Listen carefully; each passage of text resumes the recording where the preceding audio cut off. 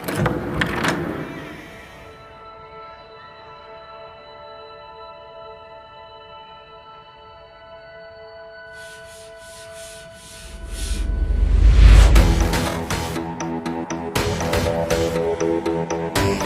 സഹോദരന്മാർക്കും സഹോദരിമാർക്കും സുഹൃത്തുക്കൾക്കും ദൈവനാമത്തിൽ സമാധാനം. ഞാൻ നിങ്ങളുടെ പ്രിയ സഹോദരൻ അജിത്ത്.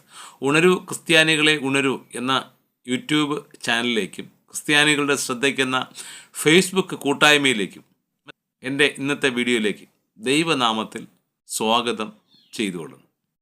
ഞാനിന്ന് നിങ്ങളോട് പറയുവാൻ ആഗ്രഹിക്കുന്ന വീഡിയോ കുമ്പസാരക്കൂട് ദൈവത്തിൻ്റെ ബ്യൂട്ടി പാർലറോ. ഈ വീഡിയോ പറയുവാനുണ്ടായ സാഹചര്യം, സിസ്റ്റർ സുനിത CCR എന്ന് പറയുന്ന ഒരു കന്യാസ്ത്രീ, കത്തോലിക്ക കന്യാസ്ത്രീ, അവരുടെ സ്വന്തം യൂട്യൂബ് ചാനലിൽ കൂടി അനേകം വീഡിയോകൾ ഒരു സഭയുടെ മതപ്രചാരണാർത്ഥം പ്രചരിപ്പിക്കുന്നുണ്ട്. അതിലൊരു ചെറിയൊരു റീൽസ് എനിക്ക് കാണുവാനിടയിൽ, കേവലം ആ വീഡിയോ കണ്ട ശേഷം ആ വീഡിയോയ്ക്കെതിരെ ഒന്ന് പ്രതികരിക്കണമെന്ന് എനിക്ക് തോന്നി. അതാണ് ഇന്ന് ഞാൻ നിങ്ങളോട് സംസാരിക്കുന്ന വീഡിയോ. അതിൽ ആ സുനിത CCR എന്ന് പറയുന്ന കന്യാസ്ത്രീ പറയുന്നത് കുമ്പസാരക്കൂട് എന്നുള്ളത് ദൈവത്തിൻ്റെ ബ്യൂട്ടി പാർലർ എന്നാണ് അവർ പറയുന്നത്. കുമ്പസാരക്കൂട്ട് ചെല്ലുന്നവരെ ദൈവം എങ്ങനെയാണ് മേക്കപ്പ് ചെയ്യുന്നത്? ബ്യൂട്ടി പാർലർ എന്ന് പറഞ്ഞാൽ മേക്കപ്പാണല്ലോ. അത് എങ്ങനെയാണ് മേക്കപ്പ് ചെയ്യണമെന്നുള്ള ഫുൾ വീഡിയോ ഞാൻ അവരുടെ ചാനലിൽ പോയി നോക്കിയപ്പോൾ അവിടെ ഒന്നും കാണുന്നില്ല. അവിടെ ഈ ഷോർട്ട് വീഡിയോ മാത്രമേ കാണുന്നുള്ളൂ. ഒരുപക്ഷെ അവർ ഈ ബ്യൂട്ടി പാർലർ എന്നുകൊണ്ട് ഉദ്ദേശിക്കുന്നത് ആ കുമ്പസാരം കേൾക്കുന്ന പുരോഹിതൻ കൊടുക്കുന്ന ഉപദേശങ്ങളോ ഉദാശകളോ ആചാര അനുഷ്ഠാനങ്ങളോ ആവാം ഈ മേക്കപ്പ്. അതിൽ ഒന്നാമത് പറയുന്നത് കുമ്പസാരക്കൂട് എന്നുള്ളത് ദൈവത്തിൻ്റെ ബ്യൂട്ടി പാർലറാണ്. രണ്ടാമത് പറയുന്നത് കൃപ നിറഞ്ഞു നിൽക്കുന്ന ഒരു സ്ഥലമെന്നാണ്. മൂന്നാമത് പറയുന്നത് കുമ്പസാരം എന്നുള്ളത് സൗഖ്യം തരുന്ന ഒരു കൂദാശ എന്നാണ്. നമ്മൾ അറിയാതെ നമുക്കൊരു സൗഖ്യം തരുന്ന ഒരു കൂദാശ എന്നാണ് നാലാമത് പറയുന്നത്. അതുകൊണ്ട് അഞ്ചാമതായി അവർ എല്ലാവരോടും ആഹ്വാനം നൽകിയിരിക്കുന്നത്, നിങ്ങൾ എപ്പോഴൊക്കെ സമയം കിട്ടുമ്പോഴൊക്കെ ഓടി കുമ്പസാരക്കൂട്ടിലേക്ക് ചെല്ലുക, ആ സൗഖ്യം പ്രാപിക്കുക, ആ കൂദാശ പ്രാപിക്കുക എന്നാണ് അവർ ആഹ്വാനം ചെയ്യുന്നത്. അപ്പൊ കുമ്പസാരക്കൂട് എന്ന് പറയുമ്പോൾ ദൈവത്തിന്റെ ബ്യൂട്ടി പാർലറാണ്, കൃപ നിറഞ്ഞു നിൽക്കുന്ന സ്ഥലമാണ്, സൗഖ്യം തരുന്ന ഒരു കൂദാശയാണ്. നമ്മൾ അറിയാതെ നമുക്ക് ഹീലിംഗ് ഉണ്ടാകും. ഓക്കെ, അപ്പോൾ എൻ്റെ പ്രിയ മക്കളെ, കുമ്പസാരക്കൂട് അവഗണിക്കരുത്. എത്രമാത്രം ഓടി ഓടി പോകാൻ പറ്റുമോ അത്രമാത്രം ഓടി ഓടി പോകണം. ആദ്യം നമുക്ക് ഈ കുമ്പസാരക്കൂട് എന്താണെന്നുള്ളത് പഠിക്കേണ്ട ആവശ്യമുണ്ട്.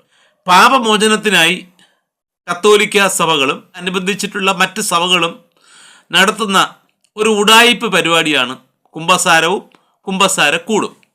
പാപം ചെയ്യുന്ന ഒരു വ്യക്തി ആ ഇടവകയിലുള്ള വികാരിയോട് ഏറ്റുപറയുന്ന ഒരു ചടങ്ങാണ് കുമ്പസാരം. അതിനുവേണ്ടി പ്രത്യേകം ഒരു കൂട് ഉണ്ടാക്കി വെച്ചിരിക്കുന്ന രീതിയാണ് ഈ കുമ്പസാരക്കൂട് എന്ന് പറയുന്നത്.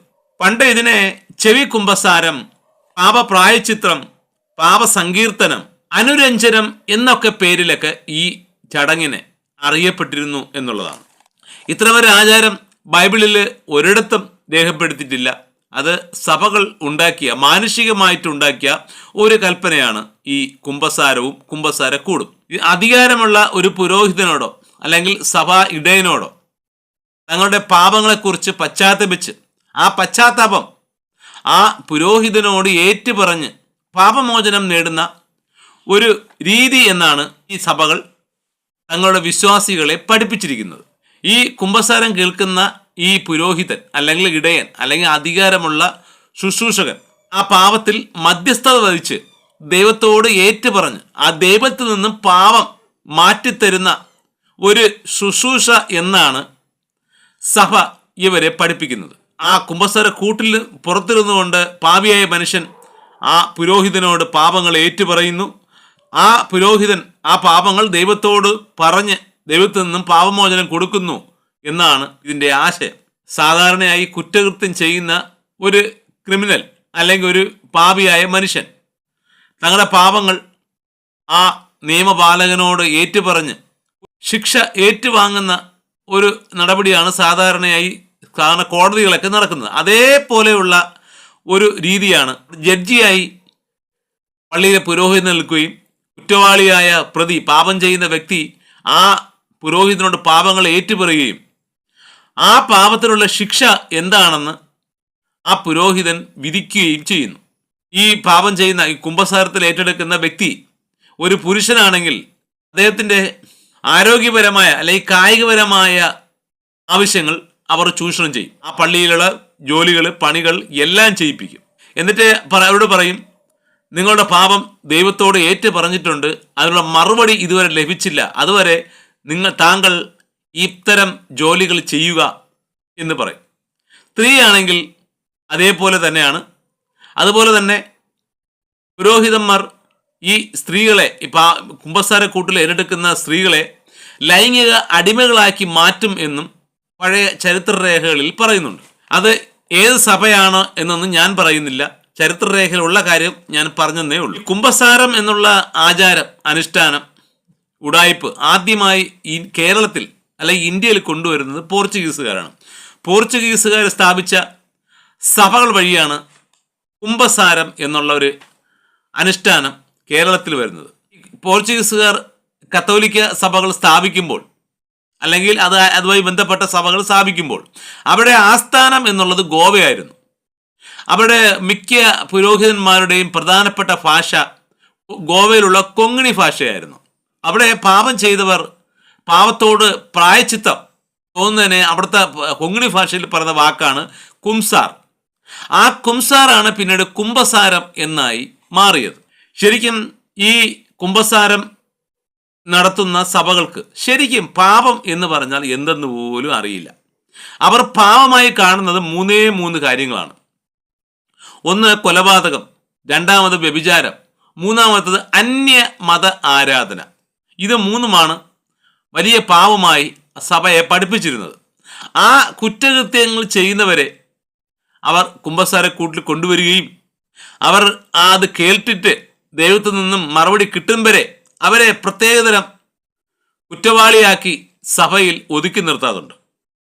അവയെ ആ നാട്ടിലെ നിയമത്തിന് വിട്ടുകൊടുക്കാതെ സഭയുടെ നിയമത്തിന് കീഴിൽ കൊണ്ടുവന്ന് മറ്റ് ക്രിസ്ത്യാനികൾ ജീവിക്കുമ്പോഴുള്ള സ്വാതന്ത്ര്യം അവർക്ക് നൽകാതെ ഒരു പ്രത്യേകതരം രണ്ടാം തരം പൗരത്വം എന്നുള്ള രീതിയിൽ അവരെ ജീവിക്കുവാൻ അനുവദിച്ചിരുന്നു. ഇത് ആദ്യകാലത്ത് വർഷത്തിൽ ഒരു പ്രാവശ്യം മാത്രമാണ് ഈ കുംഭസാരം എന്നുള്ള ചടങ്ങ് നടന്നിരുന്നത്. പെസഹ കഴിഞ്ഞുള്ള രാത്രികളിലാണ് ഈ പാപം ഏറ്റുപറയുന്ന ഈ കുംഭസാരം നടന്നിരുന്നത്.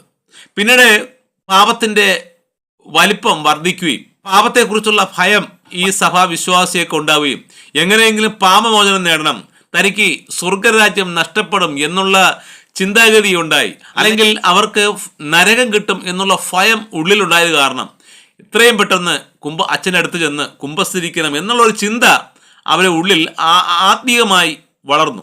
വർഷത്തിൽ ഒരിക്കൽ നടത്തിരുന്ന ഈ കുമ്പസാരം എല്ലാ ദിവസവും പള്ളിയിലെ അച്ഛൻ ആ ഇടവകയിലുള്ള കാലത്ത് എപ്പോഴും വേണമെങ്കിലും കുമ്പസരിക്കാം എന്നുള്ള നിയമവും നിലവിൽ വന്നു. ഈ ഭൂമിയിലെ എല്ലാ മനുഷ്യരുടെയും പാപങ്ങൾ മോചിക്കുവാനുള്ള അധികാരം ആ സഭയുടെ ഇടയൻ അല്ലെങ്കിൽ ആ സഭയുടെ അധികാരിയായ ആരായാലും, ബിഷപ്പായാലും അതിന് മുകളിൽ ആരായാലും എല്ലാവർക്കുമുള്ള അധികാരമുള്ളതായി ഈ സഭാവിശ്വാസികളെ സഭ തെറ്റിദ്ധരിപ്പിച്ചിരുന്നു. അതിനെ അവർ പറയുന്ന വചനവാക്യങ്ങളും 2 വചനവാക്യങ്ങളുമുണ്ട്. അതിൽ ഒന്ന് മത്തായി എഴുതിയ സുവിശേഷം 16-ാം അധ്യായത്തിൽ 18-ഉം 19-ഉം വാക്യങ്ങളും, യോഹന്നാൻ എഴുതിയ സുവിശേഷം 20-ാം അധ്യായം അതിൻ്റെ 22-ഉം 23-ലും പറയും പ്രകാരം പള്ളിയിലെ ഇടയന്മാർക്ക് അല്ലെങ്കിൽ പള്ളിയിലെ പുരോഹിതന്മാർക്ക്, ബിഷപ്പുമാർക്ക്, അങ്ങോട്ടുള്ള എല്ലാ അച്ഛന്മാർക്കും ഭൂമിയിലെ മനുഷ്യരുടെ പാപങ്ങൾ മോചിക്കുവാനുള്ള അധികാരമുണ്ടെന്നാണ് വിശ്വാസികളെ പഠിപ്പിച്ചിരുന്നത്.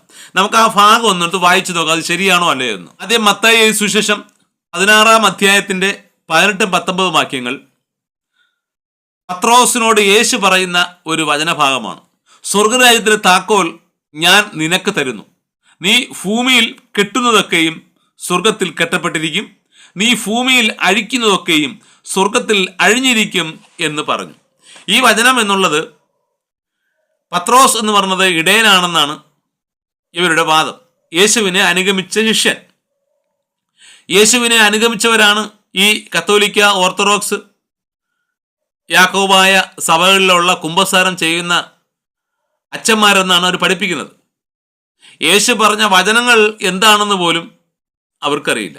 യേശു പറഞ്ഞ വചനങ്ങൾ അനുസരിച്ച് ആ വഴി ജീവിക്കുന്ന, മരണം വരെ ജീവിക്കുന്ന മനുഷ്യരെയാണ് ക്രിസ്ത്യാനികൾ എന്ന് പറയുന്നത്.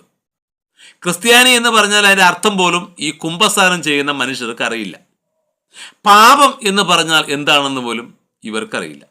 ന്യായപ്രമാണത്തിൽ കൂടിയും പ്രവാചകന്മാരുടെ പുസ്തകങ്ങളിൽ കൂടിയും ദൈവം ചെയ്യരുത് എന്ന് പറഞ്ഞ കൽപ്പനകൾ ചെയ്യുന്നതും ചെയ്യണം എന്ന് പറഞ്ഞ കൽപ്പനകൾ ചെയ്യാതിരിക്കുകയും ചെയ്യുന്നത് മാത്രമാണ് പാപം. വേറൊരു പാവവും അതിലില്ല.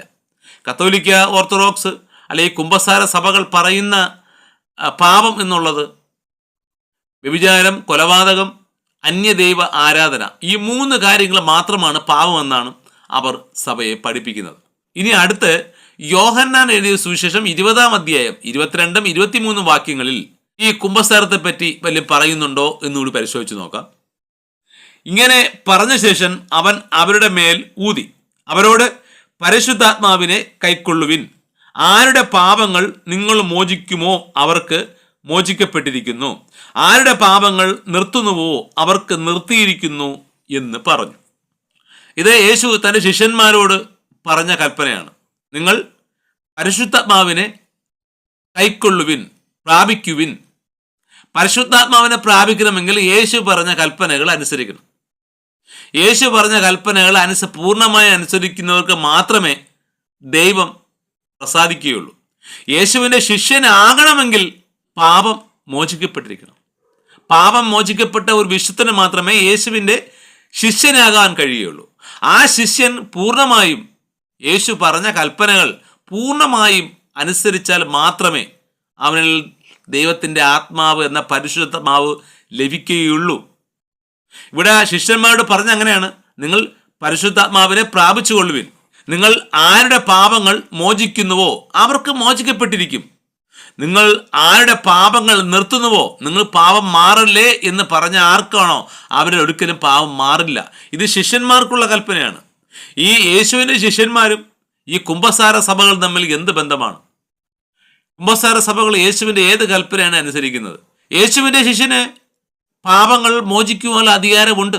അത് കുമ്പസാരം ചെയ്യുമ്പോഴല്ല, അത് അങ്ങോട്ടുള്ള വചനങ്ങൾ ഞാൻ പറയുമ്പോൾ നിങ്ങൾക്കത് മനസ്സിലാക്കാൻ പറ്റും. ഈ പാപം മോചിക്കുവാൻ ദൈവകൽപ്പനയിൽ ആദ്യമുള്ള കൽപ്പന എന്നാൽ ന്യായപ്രമാണ കൽപ്പനയാണ്.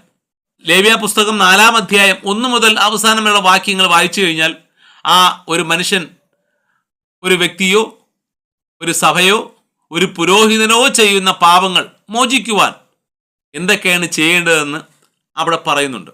അവിടെ പ്രധാനമായും പറയുന്നത് യാഗം തന്നെയാണ്. യാഗത്തിലൂടെ മാത്രമേ ഒരു മനുഷ്യൻ്റെയോ അല്ലെങ്കിൽ ഒരു പുരോഹിതൻ്റെയോ അല്ലെങ്കിൽ ഒരു സഭയുടെയോ മൊത്തം പാപങ്ങൾ മോചിക്കുവാൻ കഴിയുള്ളൂ എന്ന് അവിടെ എഴുതിയിരിക്കുന്നു. അത് ന്യായപ്രമാണത്തിൻ്റെ ആദ്യത്തെ പ്രവാചകനായ മോശയിൽ കൂടി ദൈവം സംസാരിച്ച വചനങ്ങളാണ്.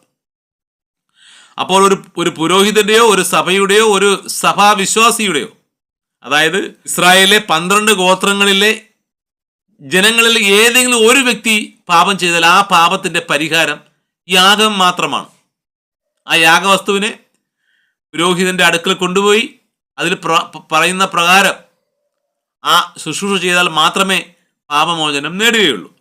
എന്നാൽ ന്യായപ്രമാണത്തിൻ്റെ അവസാനത്തെ പ്രവാചകനായ യോഹന്നാൻ അതിനെ മാറ്റി, ആ യാഗത്തിനെ മാറ്റി.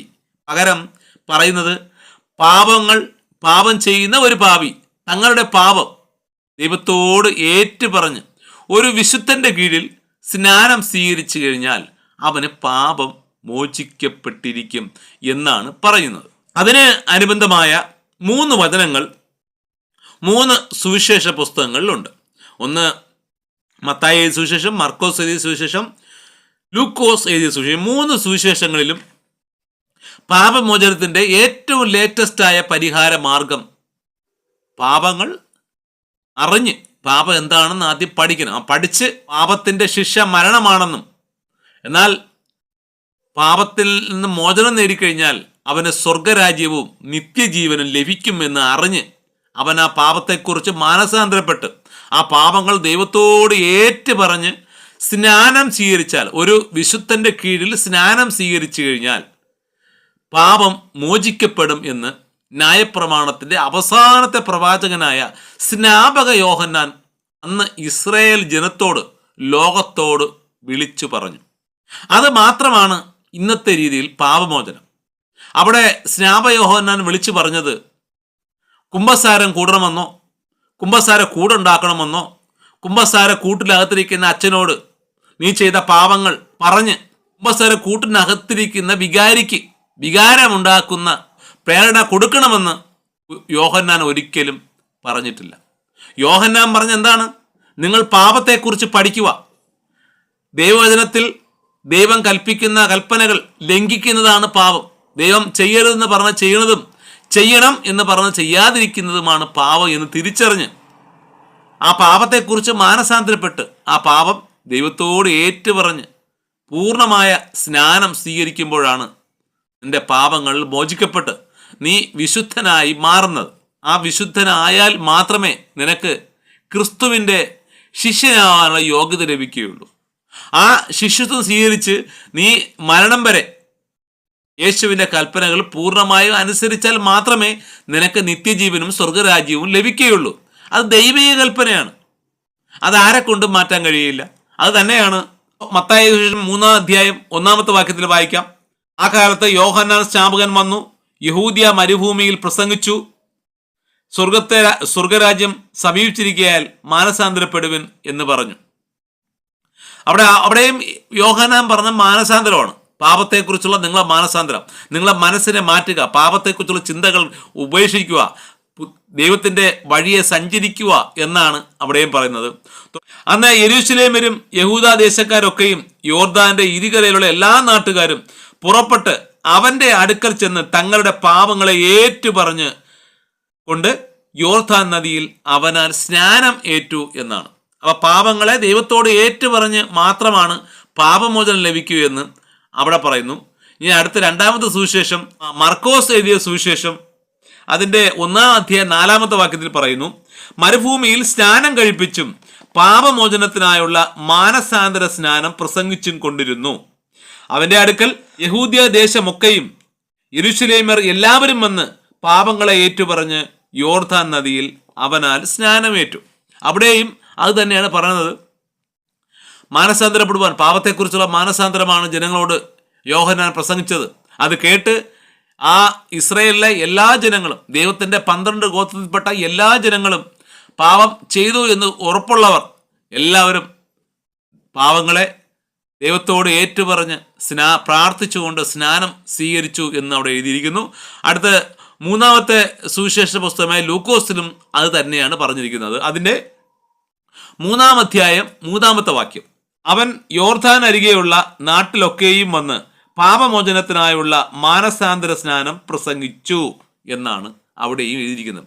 അവിടെയും പാപമോചനത്തിനുള്ള ഒരേ ഒരു മാർഗം മാനസാന്തര സ്നാനം മാത്രമാണെന്നാണ് യോഹന്നാൻ പ്രസംഗിച്ചത്. ഈ യേശുക്രിസ്തുവും ഈ പാപമോചന സ്നാനം സ്വീകരിച്ചത് യോഹന്നാനിൽ നിന്നാണ്. യേശുക്രിസ്തുവും സ്നാനം സ്വീകരിച്ച ശേഷം യോഹന്നാൻ തടവിൽ ആയപ്പോൾ സുവിശേഷ പ്രവർത്തനം പൂർത്തിയാക്കിയത് യേശുക്രിസ്തുവാണ്. യേശുക്രിസ്തുവിൻ്റെ ശിഷ്യന്മാരും അപ്പോസ്തലന്മാരും എല്ലാവരും ഈ വഴി പിന്തുടർന്നു. അവരാരും ഒരിക്കലും യേശുവോ അല്ലെങ്കിൽ യേശുവിൻ്റെ അനുഗമിച്ച അപ്പോസ്തലന്മാരോ മറ്റാര് ഒറ്റ മനുഷ്യർ പോലും കുംഭസാരം എന്നുള്ള ഉഡായിപ്പ് ഉപദേശിച്ചിട്ടില്ല, ചെയ്തിട്ടില്ല. പാപമോചനത്തിലെ ഒരേ ഒരു മാർഗം പാപങ്ങൾ ദൈവത്തോട് ഏറ്റുപറഞ്ഞുകൊണ്ട് ഉള്ള മാനസാന്തര സ്നാനം മാത്രമാണ്. ഇനി അവസാനമായി ഞാനൊരു കാര്യം പറഞ്ഞു കൊള്ളട്ടെ. ഈ കുംഭസാരത്തെ അനുകൂലിക്കുന്ന സഭാ വിശ്വാസികളെ ക്രിസ്ത്യാനികളെന്ന് സ്വയം അവകാശപ്പെടുന്ന വ്യാജ ക്രൈസ്തവരായ കുംഭസാര സഭാവിശ്വാസികളെ എന്നേ പറയാൻ ഒക്കുള്ളൂ. കാരണം കുംഭസാരം ഒരിക്കലും ക്രിസ്തുവിൻ്റെ കൽപ്പനയല്ല, ക്രിസ്തുവിൻ്റെ ഉപദേശമല്ല, അപ്പോസ്തലന്മാരുടെ ഉപദേശമല്ല, ആരുടെ ഉപദേശവുമല്ല. അത് മനുഷ്യരുണ്ടാക്കിയ ഒരു ഉപദേശമാണ് ഈ കുംഭസാരം. അപ്പം നിങ്ങൾ തിരിച്ചറിയേണ്ടത്, പാപമോചനത്തിന് കുംഭസാരം ഒരു മാർഗമല്ല. കുംഭസാരം പാപമോചനത്തിനാണെന്ന് തിരുവെഴുത്തിൽ ഒരിടത്തും പറഞ്ഞിട്ടില്ല. പഴയ നിയമ പ്രവാചകന്മാർ പറഞ്ഞിട്ടില്ല, ന്യായപ്രമാണത്തിൽ പറഞ്ഞിട്ടില്ല, പുതിയ നിയമത്തിൽ പറഞ്ഞിട്ടില്ല, യേശു പറഞ്ഞിട്ടില്ല, അപ്പോസ്തലന്മാർ പറഞ്ഞിട്ടില്ല. ആരും പറയാത്ത ഒരു ഉടായിപ്പാണ് കുംഭസാരം എന്ന പ്രിയ കുംഭസാര സഭ വിശ്വാസികളെ നിങ്ങൾ തിരിച്ചറിയുക. നിങ്ങൾ കബളിപ്പിക്കപ്പെടുവാൻ, നിങ്ങൾക്ക് പാപമോചനം ലഭിക്കാതിരിക്കുവാൻ, നിങ്ങൾക്ക് നിത്യജീവൻ നൽകാതിരിക്കാൻ, നിങ്ങൾക്ക് നിത്യനരകം ലഭിക്കുവാൻ പിശാച് ഉപദേശിക്കുന്ന അല്ലെങ്കിൽ സാത്താൻ ഉപദേശിക്കുന്ന ഒരു ദുരുപദേശം മാത്രമാണ് കുംഭസാരം. നിങ്ങൾ ശരിയായ പാപമോചനം നേടാതിരിക്കുവാനുള്ള ഒരു ദുരുപദേശം മാത്രമാണ് കുംഭസാരവും കുംഭസാരക്കൂടും. പ്രിയ സഹോദരി സിസ്റ്റർ സുനിതേ, അല്ലെങ്കിൽ കന്യാസ്ത്രീ സുനിതേ, നിങ്ങൾ ആ വീഡിയോയുടെ ഒടുവിൽ പറയുന്നു, എത്രയും പെട്ടെന്ന് നിങ്ങൾ എപ്പോഴും സമയം കിട്ടുമ്പോഴെല്ലാം ഓടി ഓടി കുംഭസാരക്കൂട്ടിൽ വരണമെന്ന്. അപ്പോൾ കുംഭസാരം എന്നുള്ളത് പാപമോചനത്തിനാണ്. അപ്പം നിങ്ങൾ ഓടി ഓടി സമയം കിട്ടുമ്പോഴൊക്കെ ആ നിങ്ങളുടെ സഭാവിശ്വാസികളെ പാപം ചെയ്യാൻ പ്രേരിപ്പിക്കുകയാണോ? എത്ര വേണോ പാപം ചെയ്തോ, നിങ്ങൾ ഓടി ഓടി കുംഭസാരം കൂട്ടി വന്ന് കുംഭസാരം ചെയ്താൽ മതി, പാപമോചനം കിട്ടും. അപ്പം നിങ്ങൾ പാപം ചെയ്യുവാൻ നിങ്ങളുടെ സഭാവിശ്വാസികളെ ഉത്തേജിപ്പിക്കുകയാണോ? നിങ്ങളുടെ സഭയിലെ വിശ്വാസികൾ ഏതൊരു കാരണവശാലും ബൈബിൾ വായിക്കുകയോ സത്യം മനസ്സിലാക്കുകയോ അല്ലെങ്കിൽ അവർക്ക് പാപമോചനം എന്നുള്ള വിശുദ്ധി അവർ നേടാതിരിക്കാനാണോ നിങ്ങൾ ഇത്തരം ഉടായ്പ വീഡിയോകളുമായി സോഷ്യൽ മീഡിയയിൽ വന്നിരിക്കുന്നത്? സോഷ്യൽ മീഡിയ എന്നുള്ളത് നിങ്ങളുടെയൊക്കെ സഭയിലുള്ള മാലിന്യങ്ങൾ നിക്ഷേപിക്കാനുള്ള സെപ്റ്റിക് ടാങ്കല്ല. സമൂഹത്തിൽ നന്മ തിരിച്ചറിയുവാനും തിന്മയെ ഒഴിവാക്കുവാനുമുള്ള ഒരു വേദിയായി പ്രിയ സഹോദരി നിങ്ങൾ ഈ സോഷ്യൽ മീഡിയയെ ഉപയോഗിക്കുക. എൻ്റെ വീഡിയോ ഇതുവരെ കേട്ട എല്ലാ പ്രിയ സഹോദരങ്ങൾക്കും ദൈവനാമത്തിൽ നന്ദി അർപ്പിക്കുന്നു. അടുത്ത ഒരു വീഡിയോ കാണും വരെ എല്ലാവർക്കും നല്ലൊരു ഗുഡ് ബൈ.